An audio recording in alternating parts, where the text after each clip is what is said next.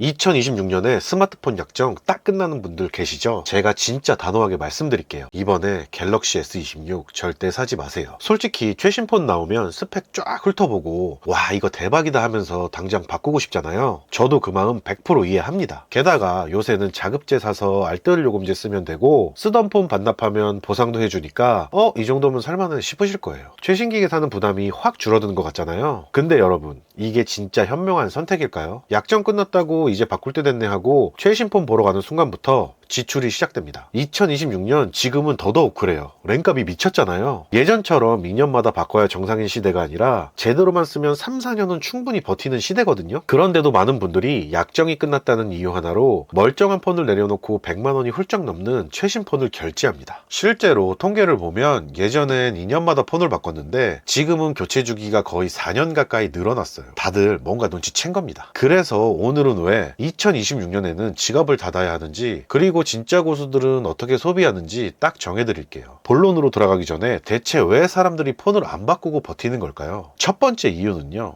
말도 안 되게 오른 미친 가격 때문입니다. 요즘은 100만 원이 기본이고 고급형은 150만 원을 훌쩍 넘죠. 여기서 끝이 아니에요. 최신 폰을 통신사로 사면 고가 요금제까지 따라붙는 경우가 많아서 체감도 못하는 업그레이드에 돈을 태우는 구조가 됩니다. 두 번째 이유는 솔직히 말해서 체감 성능 점프가 예전만큼 크지 않다는 겁니다. 예전에는 3G에서 LTE로 넘어갈 때처럼 변화가 확실히 느껴졌고 홈 버튼에서 페이스 인식으로 바뀌고 카메라가 한 번 점프하면 와 소리가 났어요. 근데 요즘은 어때요? 프로세서가 10% 빨라졌다, 카메라가 좋아졌다 해도 대부분의 사람은 카톡, 유튜브, 웹서핑, 사진 정도입니다. 결국 사용 패턴 는 그대로고 만족감은 오래 안 갑니다. 처음 2주만 신나고 한 달 지나면 뭐 그냥 똑같네 이러는 거죠. 세 번째 이유는 시장이 바뀌었어요. 자급제도 퍼졌고 알뜰 요금제도 흔해졌고 중고 시장도 커졌습니다. 예전에는 2년 약정 끝나면 다시 기기 변경하고 다시 2년 약정, 이게 일종의 레일이었는데 지금은 그 레일이 끊겼어요. 약정이 없으니까 진짜 필요할 때만 바꾸는 사람이 늘었고 그래서 교체 주기도 자연스럽게 길어진 겁니다. 그리고 2026년에 특히 중요한 변화가 하나 더 있습니다. 이게 진짜 큰데요, 예전엔 오래 쓰려면 무조건 플래그십이라는 말이 거의 상식이었어요. 왜냐하면 보급형은 업데이트가 빨리 끊기고 보안 패치도 짧아서 몇 년 지나면 금융 앱이나 인증 앱에서 발목 잡히는 경우가 많았거든요. 그런데 지금 흐름이 바뀌었습니다. 플래그십뿐만 아니라 저가형, 보급형도 업데이트를 길게 지원하는 방향으로 가고 있어요. 예를 들어 삼성 보급형 라인업인 갤럭시 A17, 갤럭시 A36 같은 모델도 최대 6년 수준의 소프트웨어 업데이트를 지원한다는 발표가 나오면서 비싼 폰을 사야 오래 쓴다는 공식 자체가 흔들리기 시작했죠. 이 말은 뭐냐? 약정 끝났다고 무조건 150만 원짜리 최신 울트라로 점프할 이유가 더 약해졌다는 겁니다. 적당한 가격대에서 오래 쓰는 선택이 점점 더 현실적인 시대가 된 거예요. 자, 그런데도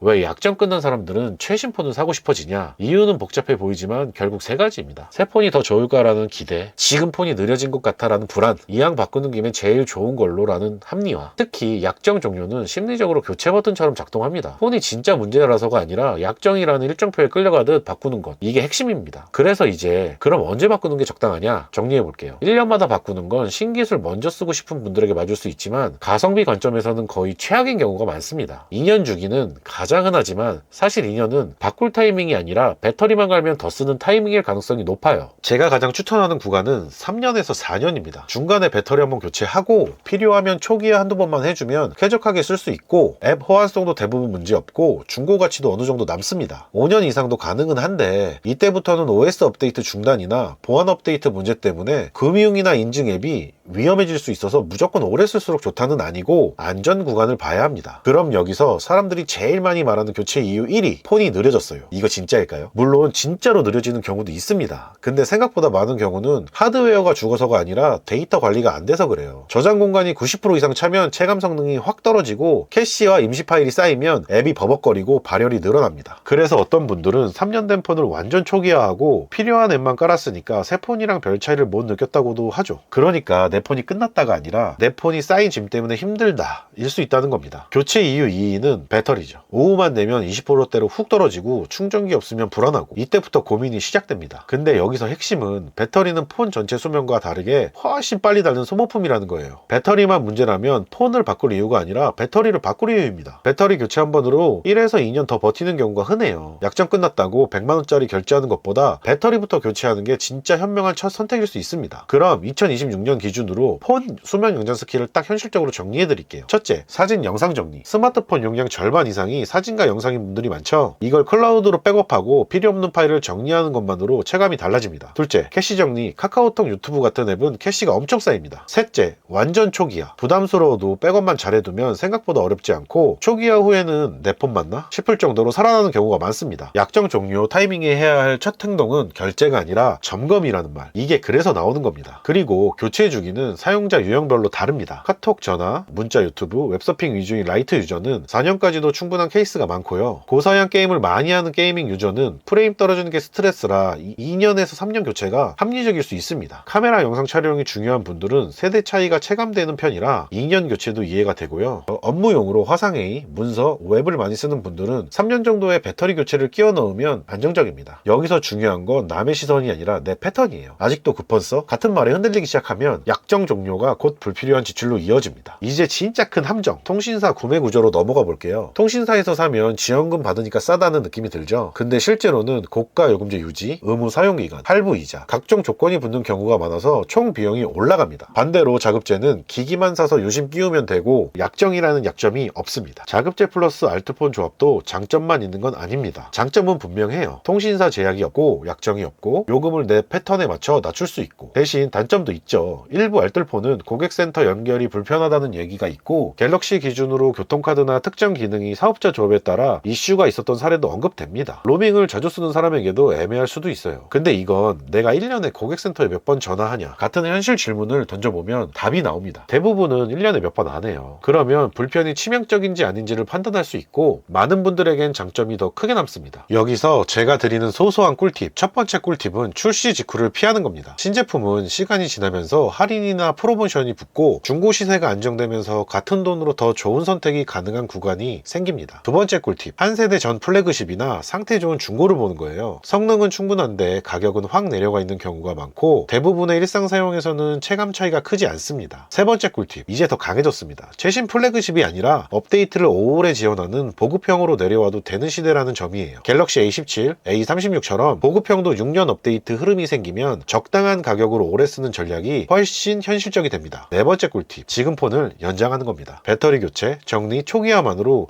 1에서 2년이 더 생기면 그 1, 2년 동안 여러분은 최신 폰 값이 아니라 내가 진짜 필요할 때 바꿀 권리를 사는 겁니다. 마지막으로 수리할지 교체할지 기준을 딱 잡아드릴게요. 배터리 성능 저하는 수리로 해결될 가능성이 큽니다. 반면 OS 업데이트가 끊겨서 금융앱이 불안해지거나 핵심 부품 문제로 수리비가 중고 시세의 절반 이상으로 올라가면 교체를 고민하는 게 맞아요. 그런데 여기서도 아까 말한 변화가 들어옵니다. 업데이트 지연이 길어지면 OS 때문에 억지 교체하는 상황 자체가 줄어듭니다. 보급형도 6년 가까이 지원한다면 업데이트 걱정 때문에 무조건 비싼 폰을 사야 한다는 논리는 더 약해지는 거죠. 그리고 중고 거래를 할 계획이라면 데이터를 직접 초기화하고 계정까지 깨끗하게 정리하는 습관도 꼭 챙기세요. 내 개인 정보는 내가 지키는 게 기본입니다. 자, 이제 결론입니다. 2026년 약정 끝났다고 최신폰 사면 손해일 가능성이 높습니다. 왜냐하면 약정 종료는 교체 시점이 아니라 내 폰 상태와 내 소비 구조를 점검하라는 알림이기 때문이에요. 내 폰이 느려졌다면 먼저 저장 공간과 캐시를 의심하고, 배터리가 문제라면 배터리 교체를 먼저 해보고, 바꿔야 한다면 통신사 구조가 아니라 자급제 플러스 알뜰폰 구조까지 포함해서 총 비용을 계산해봐야 합니다. 지금 이 영상을 보고 계신 분들 중에 이번 달 약정 끝나는데 바꿀까 말까 고민 중인 분들 많을 겁니다. 댓글로 지금 쓰는 폰 모델, 사용 기간, 하루에 뭐 하는지 남겨주세요. 제가 케이스별로 지금은 배터리 교체가 답인지, 한 세대 전으로 가는 게 답인지, 보급형으로 내려와도 되는지, 아니면 그냥 바꿔야 하는지 정리해서 답해드릴게요. 영상이 도움이 되셨다면 구독, 좋아요 부탁드립니다.